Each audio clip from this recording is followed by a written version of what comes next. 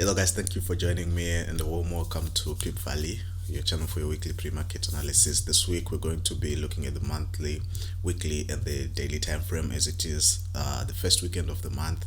So we're looking forward to the month of February.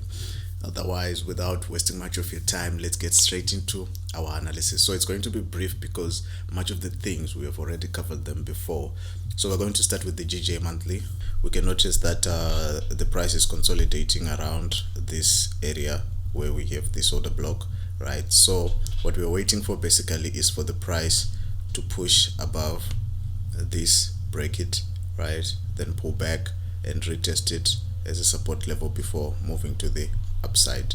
And on this movement to the upside, we'll be targeting this order block price. So this is the bullish movement that we're expecting.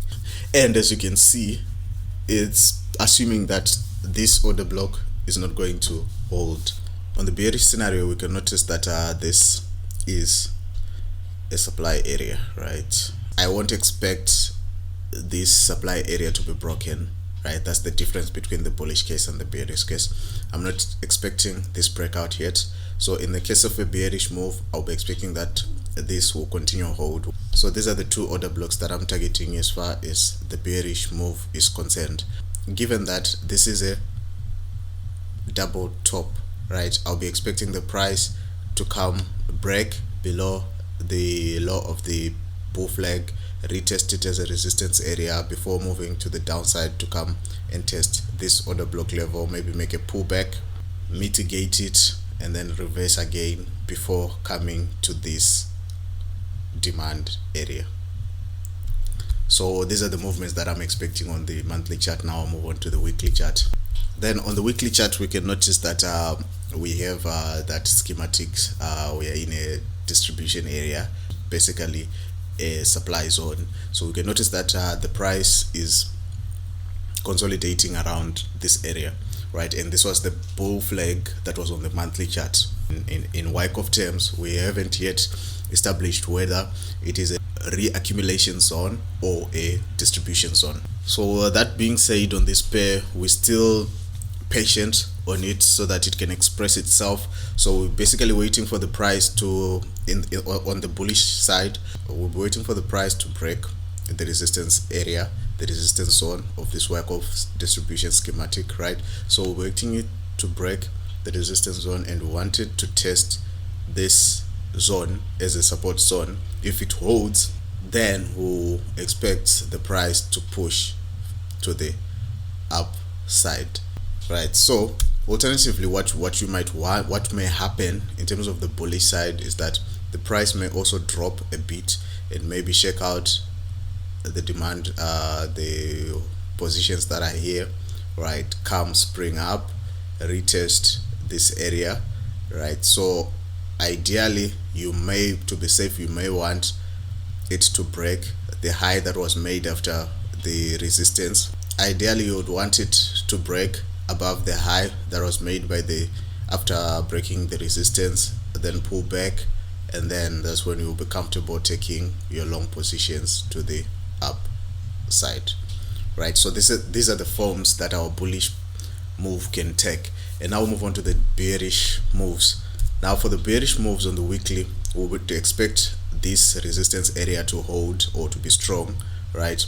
So this means that the price will be pushed, right, and it will maybe break just below, forming a sign of weakness, and then it will push back again, maybe come break above, forming a UTD, right? Once it does that, this means that it would have shaken out the short positions that were held, right, or the stop loss that were held above the resistance area. Then we would expect the price to move, to push to the downside, come break again this ice or this support, retest it. So upon retesting it now, that's where we can be comfortable holding short positions, right? Maybe up to 138.175 or maybe up to 130.240.